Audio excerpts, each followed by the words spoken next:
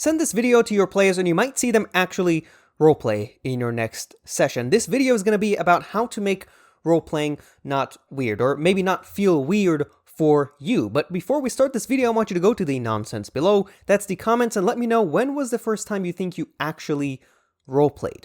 This is a small channel, I don't get many comments, so if you comment below, I'm going to see it, heart it, and probably respond, so let's get a conversation going. We also have a Discord, and the link is going to be in the nonsense below. Come join the conversation. We talk about everything that we talk about on this channel. Some people want to roleplay but feel like they can't, and that's because they see roleplaying as acting. You come together with a bunch of your friends and you improvise soap operas where you do a voice and portray a character. And to those people, that kind of activity seems unnatural, dare I say, cringe, and if that person is you or your friends, then this video is for you.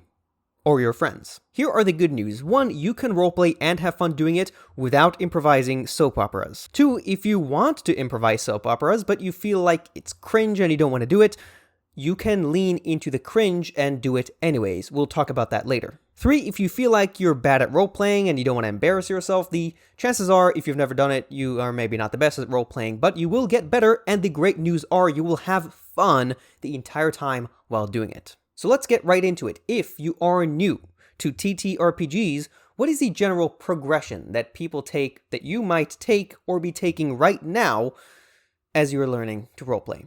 The first thing to acknowledge is that some people don't roleplay and are not interested in roleplaying. They're just there to roll their dice, make decisions that they would make, and have fun with their friends. And that's the most important thing to remember. They are having fun playing your game. Let them. Of course, you can't run a game for a whole table that's just these players, but if it's just 1 or 2, let them have that fun, even if they don't roleplay.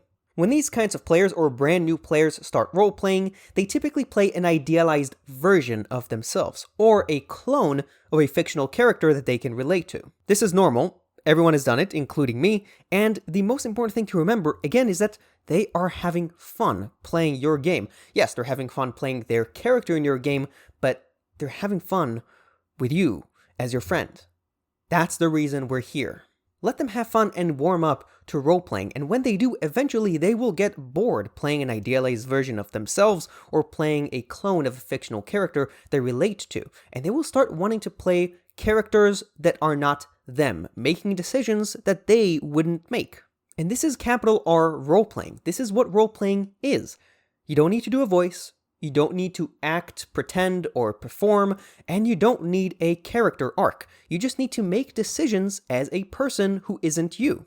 When you realize that making decisions you would not personally make is all role-playing is, it might seem less intimidating, less cringe, and dare I say, fun?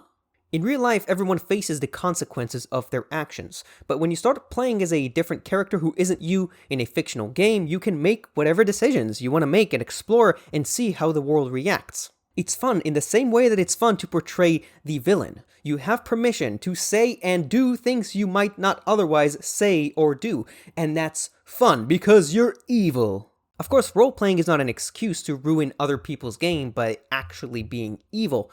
That's what my character would do, is a great justification for your actions in-game, but only as long as it doesn't ruin other players' experience, as long as it doesn't violate the social contract of the game. And whether you play as a good or evil character, it's important to remember that you don't have to be in love or obsessed with the character that you're playing as. You're not going to marry them. All you need to do is figure out what kind of character it would be neat to make decisions as, and then just do that for as many sessions as you want to do it. That's all roleplaying is. Just figure out what kind of roleplaying is fun for you. And here is a point that I really want to drive home, so let me read off my script.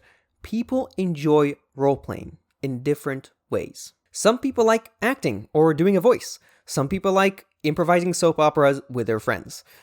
Some people like ridiculous games where crazy things happen and characters react in absurd ways. Some people like playing over-the-top fun personalities, and others like playing morally gray, tortured heroes. Some people like figuring out exactly who their character is before playing, and others like leaving space and figuring that out while they play. These are all valid to enjoy. Let me say it again because I think it's really important, and you all need to hear this. None of these are better or more virtuous. There is nothing more sophisticated about 50 pages of backstory, a heart-wrenching character arc, or tragic romance. They're just different. People get different things out of these different ways of role-playing, and people might do all of them, none of them, or a certain subset. It doesn't matter. All you need to do is what's fun for you. So if something seems cringe and you don't want to do it, just don't. Creative pursuits like role-playing are not checklists. It's not a competition of who is the most virtuous or who is the best.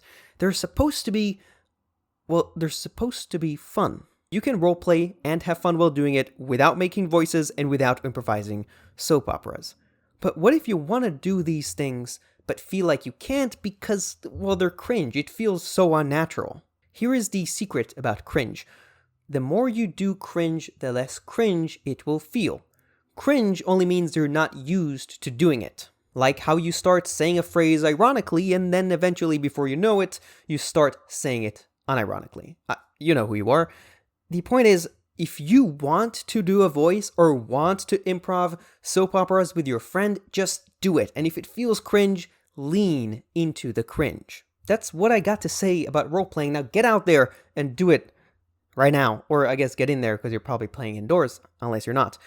Here is what we did in this video. I feel like we demystified the idea of role-playing as something grandiose or morally virtuous. We broke it down into what it really is, which is just making decisions that the character would make, that you might not personally make. We broke down the different stages people typically take on their role-playing journey and gave you some ideas on how leaning into cringe will actually help kill the cringe, which is something you want to do because that's just a negative emotion and a judgment you make of yourself, and you don't need that in your life. If you like the video, please make sure to absolutely slam the like button and smash the subscribe button. Let's do an odd number of times for the like button. Let's go for 131. And if you're subscribed, do an even number on the subscribe button. If you're not, an odd number on the subscribe button. Let's just keep it simple this time. 1 for odd on the subscribe and 2 for even on the subscribe. I can't tell you how much doing this stuff helps me because I honestly don't know. I don't know how the algorithm works, but I'm sure it helps. Sharing the video, I know does work because it literally gets more views, which is important to get more views, isn't it? That's everything I got. I'm rambling at this point. I'll see you later.